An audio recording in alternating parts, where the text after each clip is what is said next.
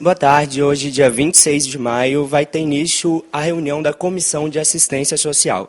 Acompanhe os trabalhos de hoje.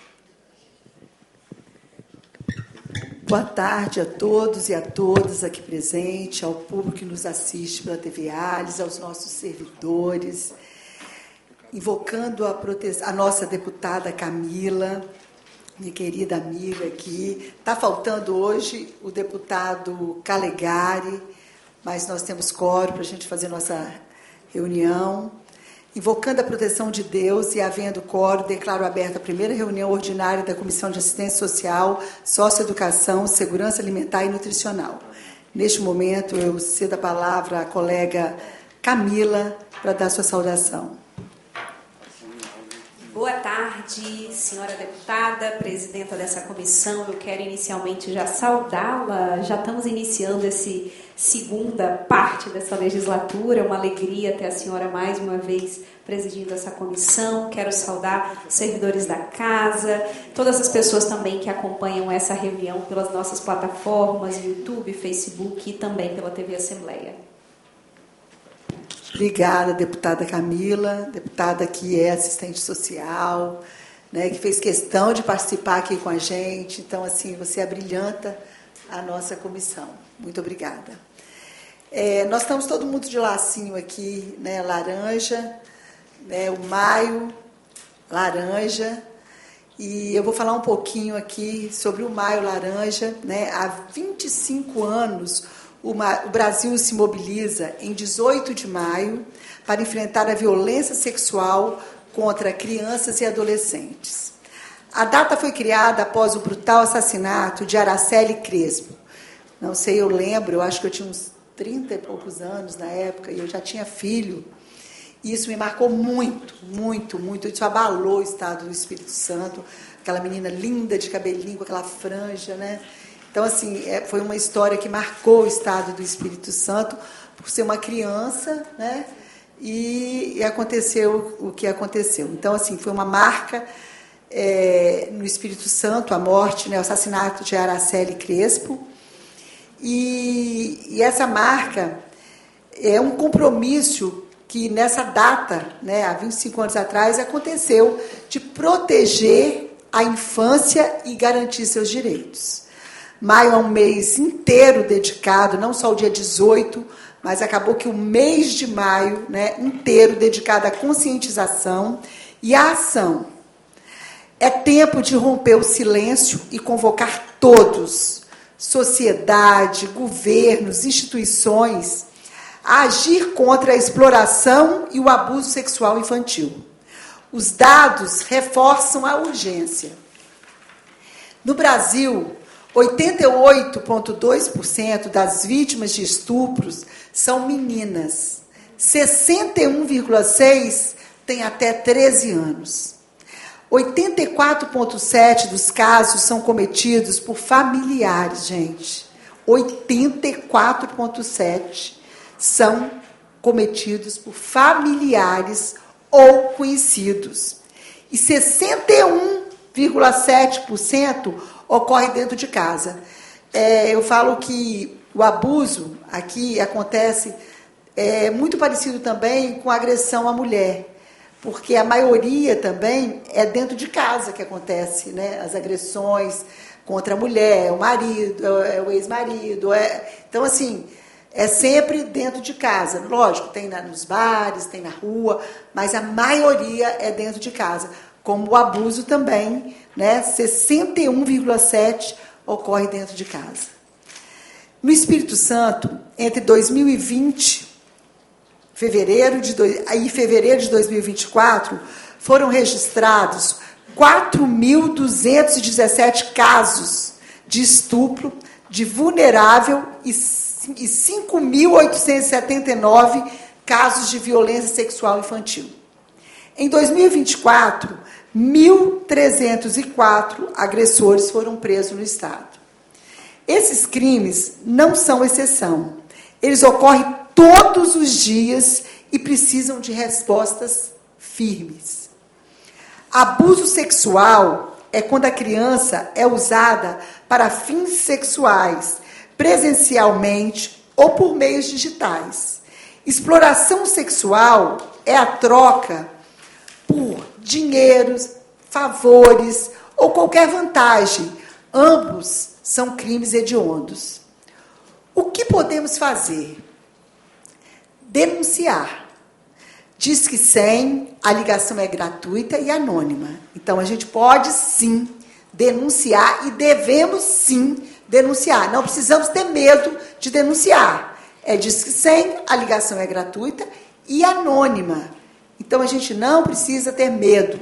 Aliás, a gente tinha que mostrar a cara mesmo para denunciar. Mas a gente pode fazer isso anonimamente. Educar.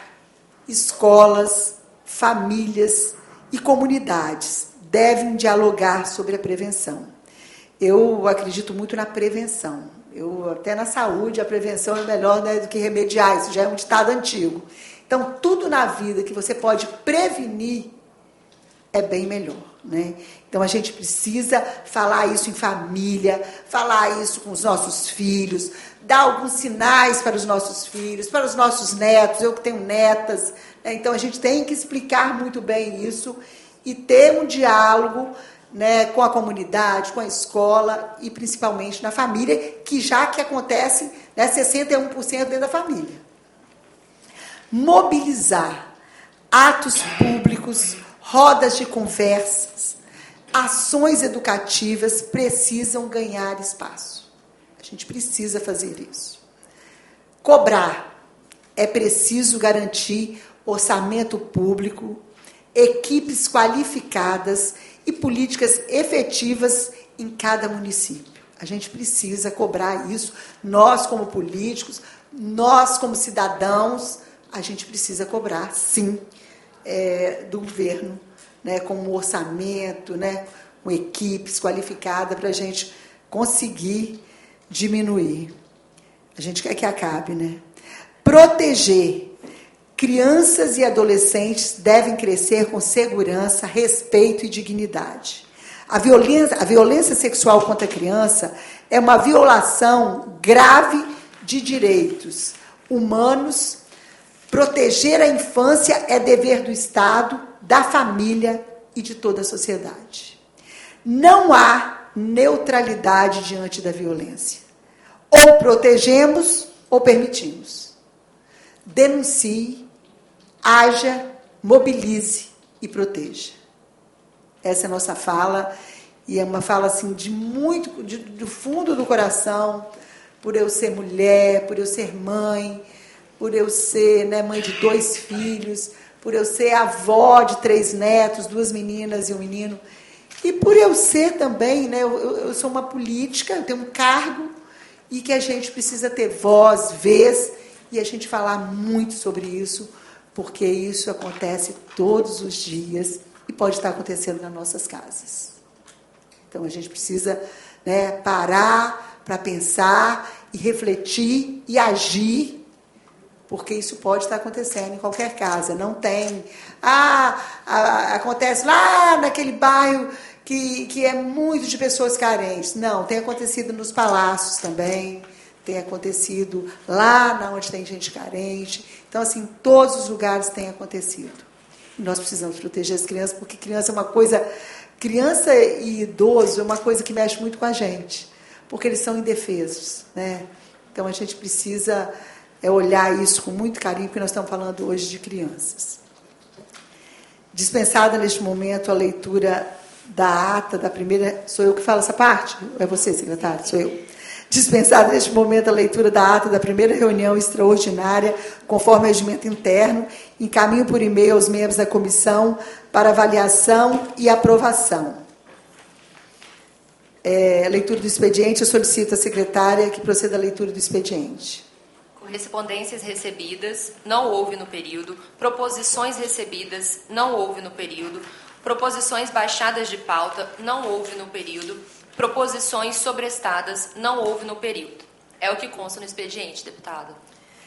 Vamos para a ordem do dia, processo 4691/2023, projeto de lei 210/2023, do deputado Dr. Bruno Rezende, institui a política estadual de combate à obesidade e das outras providências, seguido apensado ao processo 20.622 de 2023, projeto de lei 800 de 2023, do deputado Hudson Leal. Eu convido a nossa relatora, a deputada Camila Valadão, para dar seu parecer. Obrigada, deputada. Bom, vou tentar abreviar o parecer. Então, como já relatado pela deputada, é o projeto de autoria do doutor Hudson Leal, colega nosso deputado, e do doutor Bruno, exatamente, eles foram apensados, institui as ações de combate à obesidade infantil, tema esse extremamente relevante.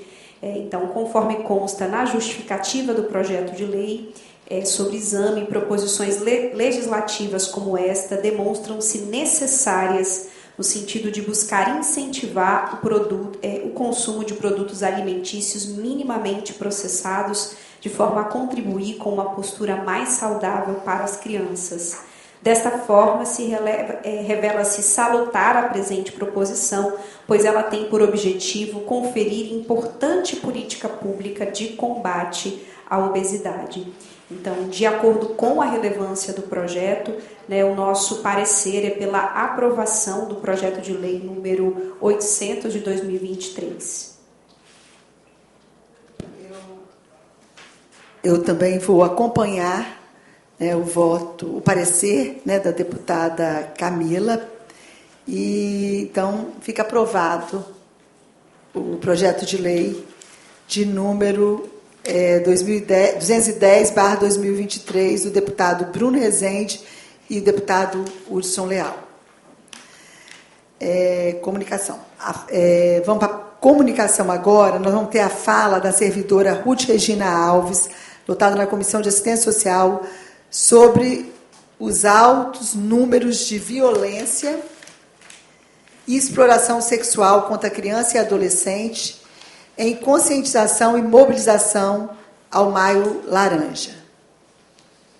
Palavra, servidora Ruth.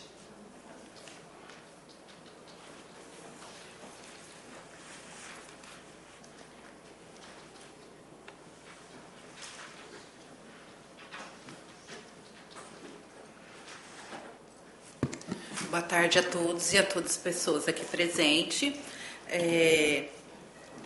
Hoje, a Comissão de Assistência Social, Socioeducação e Segurança Alimentar fez a sua mobilização no período da manhã, junto à comunidade, junto aos servidores dessa casa.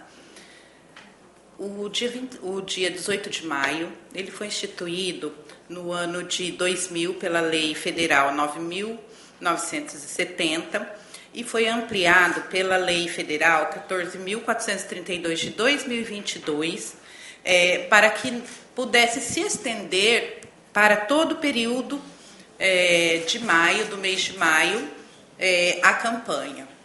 O tema, ele deve ser todo dia trabalhado nas escolas, pelas famílias, pelas igrejas, pela sociedade, mas esse start no mês de maio, que ficou conhecido como Maio Laranja, ele é significativo, visto que os últimos números indicam que a cada hora 3 crianças até 9 anos são vítimas de abuso sexual no Brasil.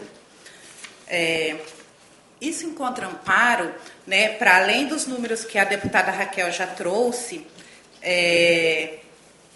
junto à revista Lancet e também na pesquisa realizada pelo Datafolha e pelo Instituto Libertas, que diz que apenas a cada 100 vítimas, apenas 11 chegam à justiça. 11 chegam às delegacias para serem investigadas. Se isso reflete um número, se o Brasil indica que são 165 mil crianças nos últimos 3 anos, esse número é elevado a um patamar de milhões. Então, passamos de 1,5 milhão de crianças que estão dentro dos lares, sofrendo abuso, sem nenhum tipo de intervenção, seja da família, sem nenhum tipo de proteção, seja do Estado, seja dos órgãos. Por quê? Porque nós, desde 2017, né, temos lei que ampare a política de prevenção e a lei e de atendimento das vítimas de violência, mas nossos municípios ainda têm bastante dificuldade. O Tribunal de Contas... Ruth, só um pouquinho. Nessa que ela fala que quase não há denúncia, eu, quando eu era prefeita de São Gabriel, e às vezes eu conversava muito com o promotor sobre os casos, né, de violência, muitas mães não têm coragem de denunciar o companheiro. Ou o pai, verdadeiramente o pai, ou o companheiro. Então, a mãe sabe. Eu conheci uma, né, e a menina era abusada, falava para a mãe, mas a mãe tinha medo de perder o companheiro. E deixava a filha ser abusada, gente. Então, isso acontece muito. Então, esse número é um número, né, bem significativo por causa disso. As pessoas... Porque nós vimos que acontece dentro de casa a violência. E, às vezes, a mãe não tem coragem, vai perder o amor da vida dela. E o amor da vida dela que prejudica o amor maior que a filha, né? Então, assim, é uma coisa muito, muito... que não dá nem para a gente, né, falar sobre como a mãe consegue isso. E isso acontece toda hora.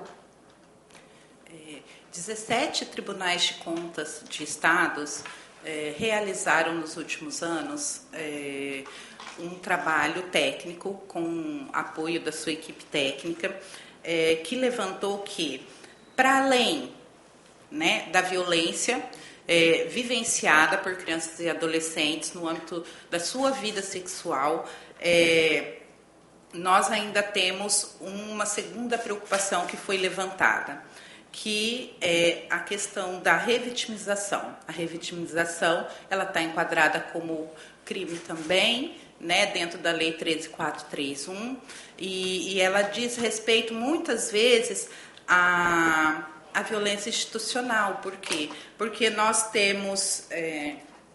nós ainda não estabelecemos os fluxos e os protocolos de atendimento. É interessante ressaltar o que traz a equipe técnica dos tribunais de conta, que foi destacada a urgência nas ações estruturantes para fortalecimento da rede de proteção e bem-estar das crianças e adolescentes, sob o risco de que os direitos e as garantias previstas constitucionalmente se tornem vulneráveis e não implementadas.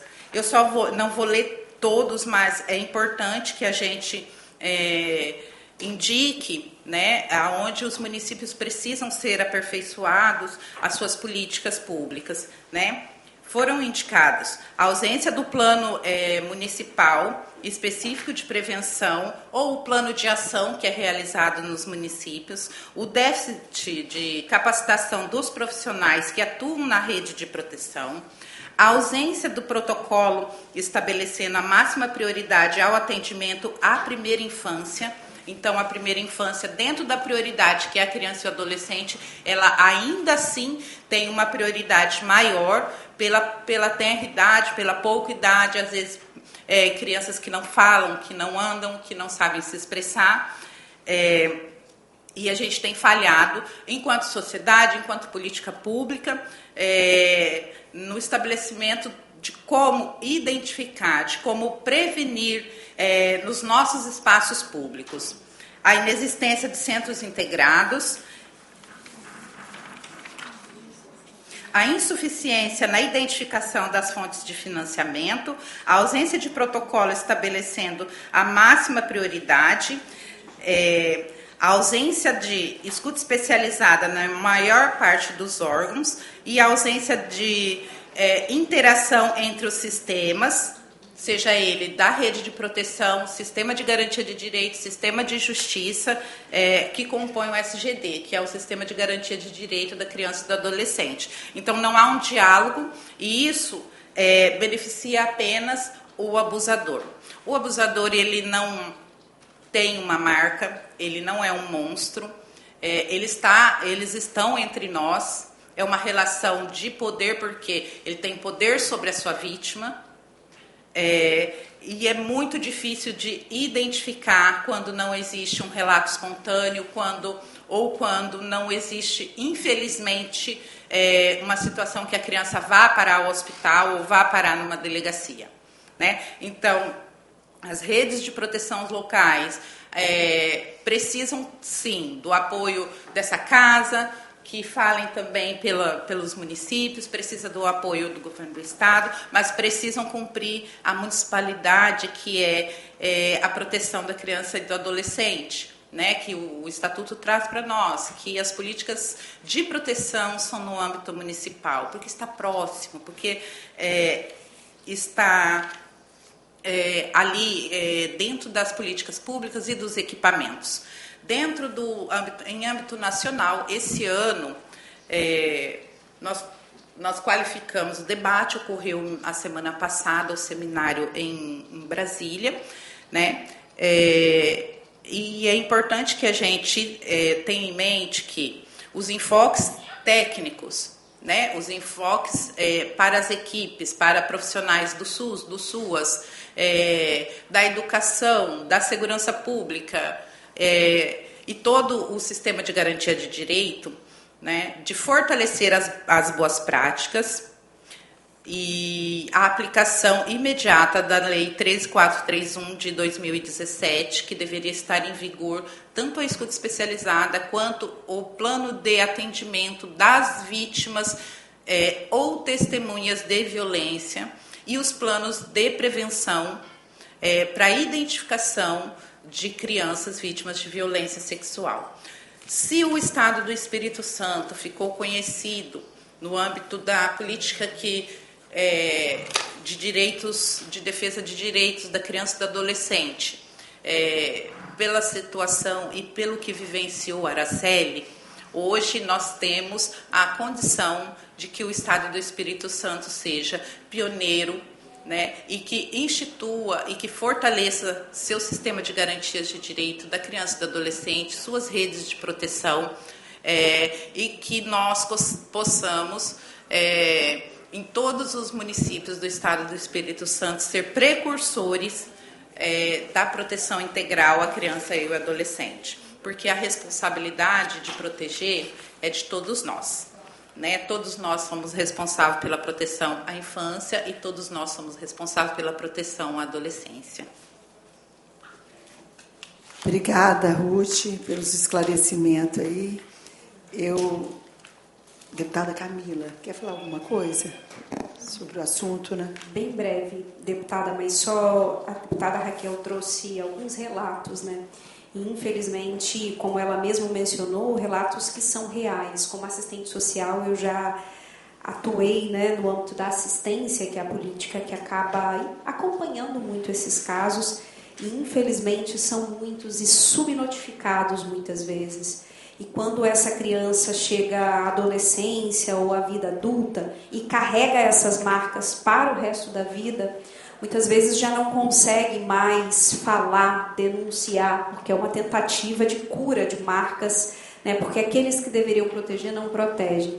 E, por fim, eu falo sempre que o Estado do Espírito Santo tem um débito histórico com Araceli Crespo, né? Esse Estado que, infelizmente, aconteceu esse crime que marcou a vida de todas nós. Eu me lembro bem da minha mãe, né, essa coisa de não poder ir para a escola sozinha, porque falava da Araceli. O que aconteceu com a Araceli? E eu nem conhecia a Araceli, era uma criança, mas gerações inteiras do nosso estado foram marcadas por esse crime bárbaro, né? Então, o Estado ele ainda precisa avançar muito mais no sentido de estruturar essa rede de proteção para o atendimento e acolhimento de crianças e adolescentes. Então, a gente espera cada vez mais investimentos, tanto do poder local quanto do governo do Estado, para que a gente possa, de fato, ter uma rede ampla, estruturada, que consiga dar conta, principalmente dos municípios do interior. Se na Grande Vitória já é um enorme desafio, no interior, né, deputada Raquel, é ainda mais. Aqui no Espírito Santo, a gente tem apenas uma delegacia especializada de proteção à infância, que fica aqui em Vitória. E nessa delegacia de Vitória, a gente concentra o atendimento de toda a região metropolitana de Serra, que é a maior cidade do Espírito Santo, com uma população gigante, precisa se deslocar para atender em Vitória. Enfim, toda a região metropolitana precisa se deslocar para a capital. E no interior a gente não tem delegacias especializadas. Não estou dizendo que as delegacias resolvem o problema, né? Quem dera se nós já tivéssemos encontrado uma fórmula mágica para acabar com esse crime tão bárbaro, mas sem dúvida ela é um espaço importante que contribui para a identificação desses crimes. Obrigada, deputada Camila. Eu acho que esse assunto, esse tema, é um tema para a gente refletir, para a gente passar adiante, falar, estar em família, em reuniões, falar, porque a gente precisa tentar, né, diminuir, né? A gente quer que acabe isso, mas diminuir, porque quando a gente, igual eu falo, quando eu era prefeita, que eu estava mais envolvida diretamente no município, eram casos assustadores. E a Ruth falou, não tem carimbo, não tem uma marca, ele não vem com a roupa diferente. Pelo contrário, às vezes ele é muito agradável, leva balinhas, chocolates, né, e tenta agradar um ser tão inocente, né? E as marcas são profundas, são para o resto da vida, e é muito triste a gente saber, né? Eu acho que isso é um problema, nem sei se também é psiquiátrico, mas uma coisa eu tenho certeza, é falta de Deus. Isso eu tenho certeza que é, porque uma pessoa que tem Deus no coração, ela não tem coragem de fazer isso. Então, é imediatamente uma coisa que eu falo que é falta de Deus mesmo. Mas, assim, que isso sirva para a gente refletir, né, todos aqueles que também estão nos assistindo em casa, que possam refletir e olhar, porque a criança, ela dá sinais, ela fica triste. Eu sei de um caso que a criança sentava na primeira carteira da escola e quando ela começou a ser abusada pelo tio, ela foi para a última cadeirinha, sentou lá atrás, ela ficava quietinha. Na igreja, ela ficava escondidinha no banquinho mais, sabe? E ninguém percebe, porque o abusador faz medo, fala que vai matá-la, que o pai não vai acreditar, quando é parente, quando é amigos. E, então, assim, e o pai, quando é o pai, ou o padrasto, fala que a mãe, ele vai matar a mãe se ela falar. Então, faz tanto medo na criança que ela aguenta aquilo caladinha, entristecida, e as pessoas dentro de casa, às vezes, não percebem. E a gente precisa olhar os nossos filhos, conversar e perceber que quando eles começarem a ficar, né, diferente, a gente dá essa segurança que está precisando. Pode falar para a mamãe, que a mamãe não conta para ninguém, a mamãe é sua melhor amiga. E fazer a criança soltar e falar, né? Porque isso pode acontecer também na escola, em todos os lugares. Na casa do amigo, do vizinho. Por isso tem uma campanha, não deixe seu filho dormir na casa de ninguém. Não deixe dormir. Eu era louca quando eu era criança, eu morava em Pancas. Eu era louca para dormir na casa das minhas coleguinhas e dos meus primos. O meu pai e minha mãe nunca deixou. Nunca. Eles não deixavam. Eu era louca. Aí quando eu tive filho, eu falava assim, uma coisa que eu vou deixar meus filhos é dormir na casa dos coleguinhas quando ele pedir. Porque eu tinha tanta vontade de dormir, eu nunca pude. Nunca meu pai deixou. Meu pai era um homem mineiro, muito sério, um coronel, assim, e a gente tinha muito medo. Aí eu pedi ao pai, não, traz sua amiga para dormir aqui. Você não vai dormir na casa de ninguém, não. Aí eu falava, meu Deus, que papai, que ignorância, né? Mas hoje a gente entende que ele tinha uma sabedoria a mais, né? E ele nunca deixou. Então, assim, eu acho que isso é sério, né? Porque, às vezes, da onde a gente nem espera que está acontecendo, não é isso? Então, assim, gente, eu acho que é uma reflexão para todos nós, esse assunto. Eu agradeço a presença de todos, nada mais havendo a tratar, declaro encerrados os trabalhos dessa comissão e convido os senhores, senhoras, membros para a próxima, que será ordinária no dia 30 de junho, neste plenário. Obrigada a todos e uma boa tarde.